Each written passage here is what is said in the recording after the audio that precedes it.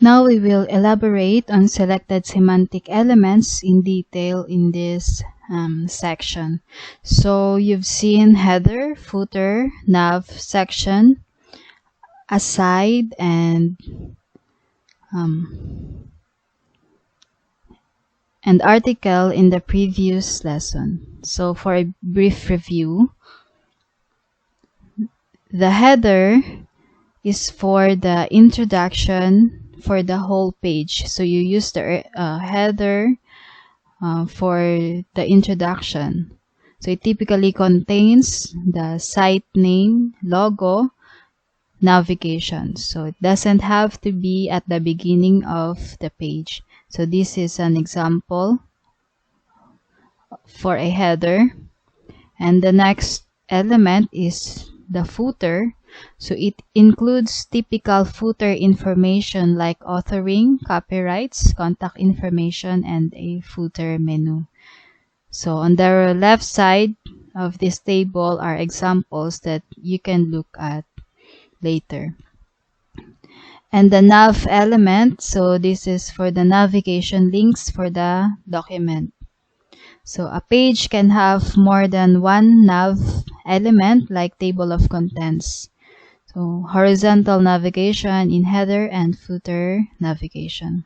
And the section element, it defines the sections in the document such as chapters, headers, and so on. So typically it is used on content that cannot make sense on its own. And then the article, so it defines independent content that should make sense on its own outside of the document, such as newspaper articles, blog, post, etc. And the side element, so it is for a side content other than main content, like a sidebar. So these are not considered as part of the main page outline. And then now we'll look closer at elements such as details, fig caption, figure, mark, and summary. So the details element, so it is used in conjunction with a nested summary tag and some other content. So the result, so in this example, the result is that the summary is shown with a disclosure triangle alongside it.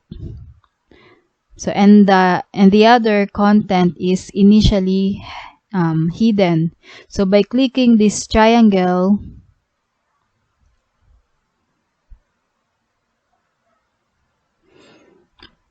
the other content is displayed to the user. So we're in this code.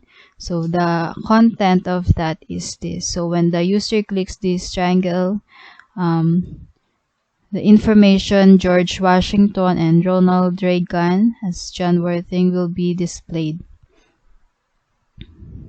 So this requires no JavaScript and is a simple way to get a powerful and desirable feature.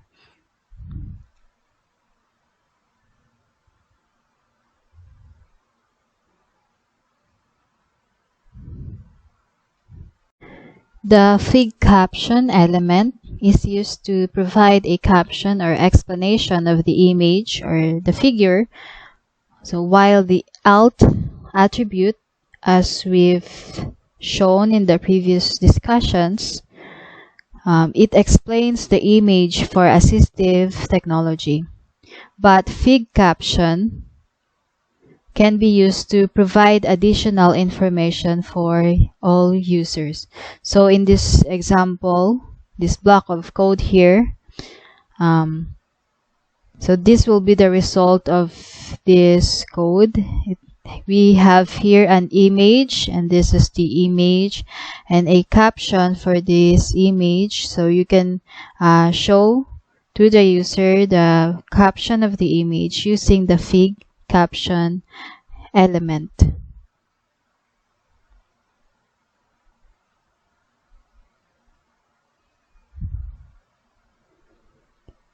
So the next element is the mark element.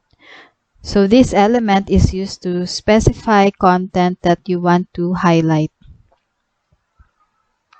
So in this example, in this block of code here, so this will be the result of this code. As you can notice here, we use the mark element and it starts here and ends here. So it will highlight this part of the paragraph. So most browsers will display mark element with a yellow background to black text by default. However, if it doesn't, you can specify the styling in CSS. So if you have had a chance to try the examples of the semantic elements discussed previously, you will notice that semantic elements are not visually promising in general. Only a few semantic elements such as mark, the M, strong, and code tags provide some kind of visual change to the document. So the rest don't do anything except providing the structure for your document.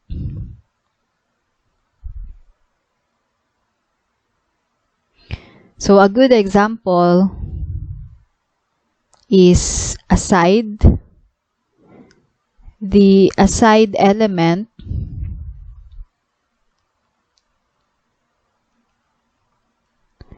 is used for side content other than the main contents, such as a sidebar. So, but it does not actually create a sidebar in your page. So sidebar is a user interface or UI element and must be styled to achieve the look to a side of a sidebar. Here are a few more semantic elements that are commonly in use but lesser known.